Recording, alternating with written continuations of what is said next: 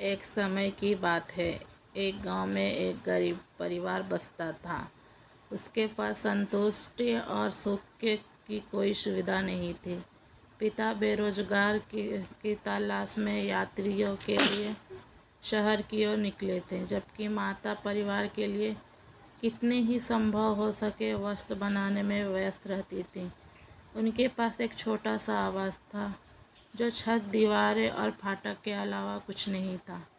एक दिन जब सूर्यास्त के समय गरीब के बादल भागने लगे, उनके द्वार पर एक संत महात्मा आए और उन्हें धर्म और संतोष के बारे में सिखाने लगे।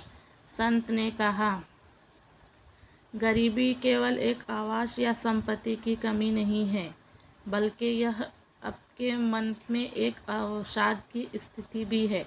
धन और संपत्ति की कमी से आपका मन उदास हो जाता है और आपको भाग्यशाली लोगों की आशंका होती है। लेकिन संपत्ति के बजाय आपके अंदर की ताकत के विकास पर ध्यान केंद्रित करें, तो आप अपनी गरीबी से ऊपर उठ सकते हैं।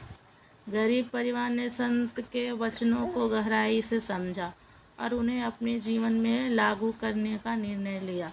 परिवार के सदस्यों ने ध्यान और नियमित धार्मिक अभ्यास की आदत डाली और सामाजिक सेवा में भाग लेना शुरू किया। गरीबी के बावजूद माता ने अपने कस्बे में आदर्श बुनाने शुरू किए।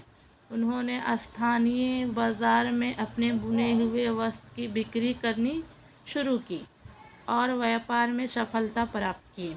इससे परिवार की आर्थिक स्थिति सुधारने लगी। पिता अपने साथियों के साथ यात्रियों की सेवा करने के बजाय अपने गांव में छोटे स्कूल खोलने के लिए अपने समय और प्रयास लगाने लगे। इससे गरीब बच्चों को शिक्षा का मौका मिलने लगा और उनका जीवन परिवर्तन होने लगा। गुजरते समय उनके आसपास की समाज ने उन्हें समर्थ और मेहनत को देखा और उन्हें सम्मानित किया। दिन प्रतिदिन गरीब परिवार की स्थिति सुधरती गई और उन्हें आर्थिक स्वतंत्रता मिलने लगा। तभी एक अन्य महात्मा संत ने गांव में आया और देखा कि इस गरीब ने अपने जीवन में बदलाव किया है। संत महात्मा ने उनके प्रयासों और संघर्ष को देखकर उन्हें आशीर्वाद दिया और उन्हें एक बड़े प्रोजेक्ट का मार्गदर्शन किया। इस प्रोजेक्ट के अंतर्गत गरीब परिवार ने अन्य गरीब परिवारों की मदद करने और उन्हें रोजगार के अवसर प्रदान करने का लक्ष्य रखा।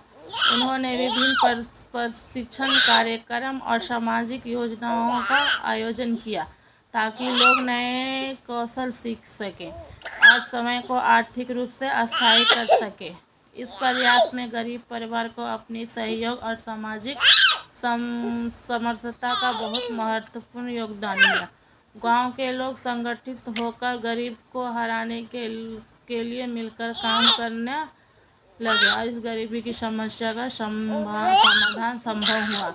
समय बीतते बीतते गांव में गरीबी की समस्या कम होने लगी और जीवन यापन करने लगे, सभी खुशी खुशी। दोस्तों, आपको ये कहानी कैसी लगी कमेंट में ज़रूर बताएं और हमारे चैनल को सब्सक्राइब ज़रूर करें। थैंक यू, धन्यवाद।